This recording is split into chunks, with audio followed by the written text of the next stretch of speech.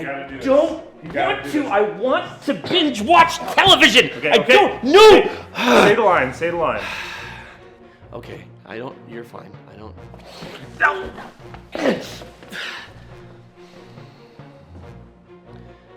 Welcome to Mended Light.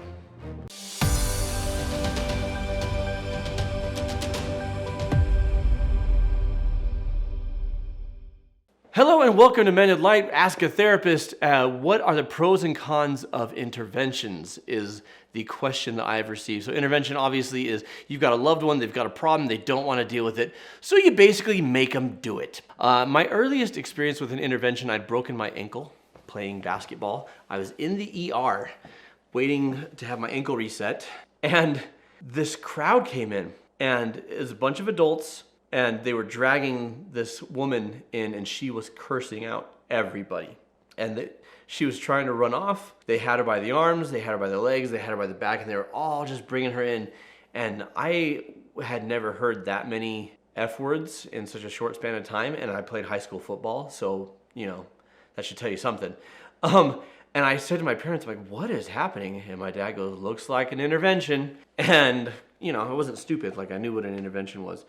But I always wondered if that woman got the help she needed and got clean, or if she just like those bridges were burned that day and she never talked to her family again. So first and foremost, most people don't want to intervene. They would much rather that their loved one take care of themselves, take ownership, take accountability, say, I've got a problem, and get help. So why do loved ones intervene?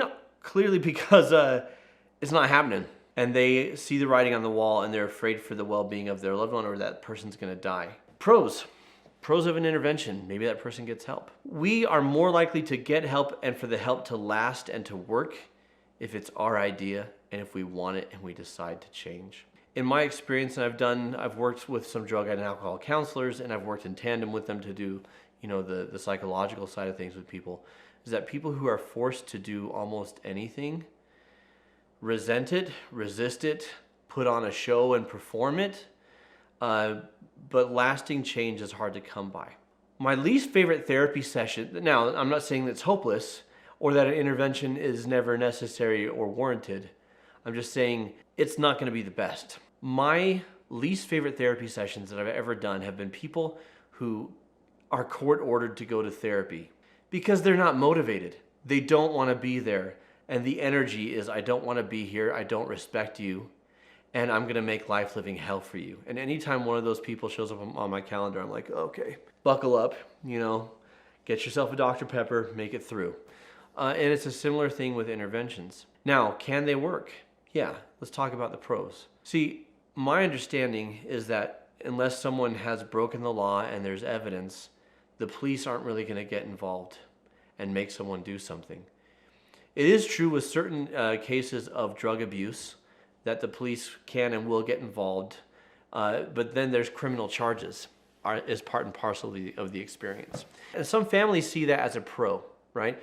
You're not going to change until you hit rock bottom, and that includes legal action and legal trouble. So sometimes having the police involved in an intervention is an absolute win because the authority of the law is the only thing that gets a family member to fall in line, or even if they don't, like they're forced to do treatment. That can be a problem, again, because if they're forced, they will resist or fake it or whatever, or they may. But absolutely, there are times when people get clean and sober because their family got the police involved, or because the family didn't get the police involved, didn't want there to be legal repercussions.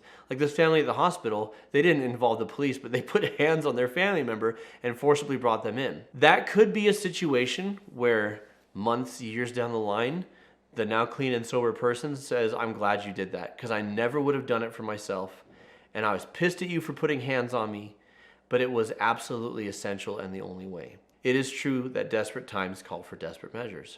I would never say, because I don't want someone to not intervene or not get the police involved because they think legal action is going to harm a family member. The fact is, or a loved one, if it's at the point where they're going to die or hurt somebody, it's better they have legal action than that they die or hurt another human being. So those are pros. When interventions take place, or sometimes interventions take the form of not going to the hospital, not going to the police, But we're going to sit down and we're going to talk with you about what we're concerned about, and we're going to show love for you. Very often, here's a con, very often that feels preachy, that feels judgmental, that feels like us on our high horses telling you what's wrong with you and you need to fix it. It's a very, very small needle to thread there, right? How do you make that work? The way you make it work is without judgment. Any whiff of superiority, any whiff of we know how to help you is going to fall on deaf ears or lead to anger. Unless you have wrestled with exactly what your loved one is wrestling with, a sit-down intervention should only take the form of we're concerned about you, we want to support you, we want to help you get back on track of having a clean and sober life. And interventions aren't just drugs and alcohol. Sometimes people intervene because they don't like who you're dating, or they intervene because they don't like the life choices you're making. That's all cons. As far as I can see, that's cons. Having a conversation with somebody about your concerns is fine.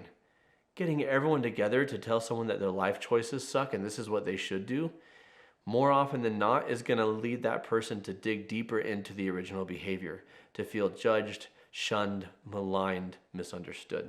So if you're going to intervene about life choices, about drugs and alcohol, about anything else, it's important that you start with giving respect to the person that you're dealing with, that you approach them with non-judgment.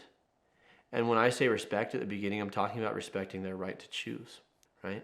Respecting their right to make their own choices. You're just expressing that you fear that what these choices are going to do to them. I'm not a huge fan of interventions if they can be avoided. I much prefer a one-on-one conversation. I think there's a lot more power in a one-on-one conversation, because if I have a whole group of people, then the individual feels more compelled to get defensive, to save face, to explain themselves, to rationalize. They may feel attacked and ganged up on. It's hard to feel ganged up on when it's just one-to-one. When would you want to do an intervention? When the choices this person is making are going to be catastrophic, and having a one-on-one conversation isn't working, and this isn't a situation where this is their choice to make and you just need to stand by, which, by the way, what I just said is most of the time. Most of the time, we shouldn't try to stop somebody from doing what they're going to do. Most of the time, we can express our concerns, express our love. If advice is asked for, we can give it. If it's not asked for, we can offer, would you like to hear my opinion? Most of the time, if people are dead set on making a choice, they're going to make that choice with or without you.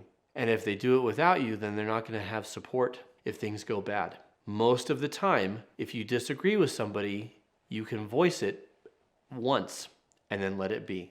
And I can't tell you how many times people have intervened individually or as a group because a loved one was making a choice that went against the values of the group or the values of the individual, and not respecting everyone's got to find their own way. And just how often, years later, the person who intervened was wrong. That the individual knew exactly what they wanted for themselves and made a choice that was exactly the right choice for them, and the person who intervened just didn't get it. That said, are you doing something that's going to get you killed? Are you doing something that's going to ruin your relationships? Are you doing something that's going to irreversibly damage your mental health or your emotional health or your physical health? In these cases, having the conversation, the one-on-one, if that doesn't work, and it's extreme measures. Again, intervention, for all the reasons I talked about earlier in the video, isn't anyone's favorite because it's not a sure thing, and there's so much that could go wrong. If not intervening is a higher risk and a worse outcome than intervening, even if intervening isn't going to be pretty or may have a negative outcome, then it's better to intervene. Generally, I wouldn't put hands on people.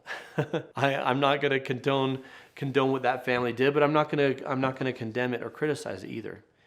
It's case by case, but what I can say is do it with love. Not just love felt, but love expressed. And love expressed is more than, I love you and this is for your own good. It's listening. It's caring. And for me, it's often, okay, here's this behavior that you're choosing. What outcome are you seeking with that? And is there a way we can help you with that outcome, get that outcome in a healthy way? Hope you've enjoyed this Ask a Therapist segment. Have any of you been involved in an intervention? Either as an intervener or an intervenee? Let us know in the comments below what your experience was. If you enjoyed this video, I invite you to check out another Ask the Therapist video, How Do You Know If You Have Trauma? And if you need help in your life turning the ship around, I encourage you to go to mendedlight.com and schedule a consultation with one of our specialists. We do counseling, we offer guidance, and we're here for you. Until next time, folks, keep shining. We need your light.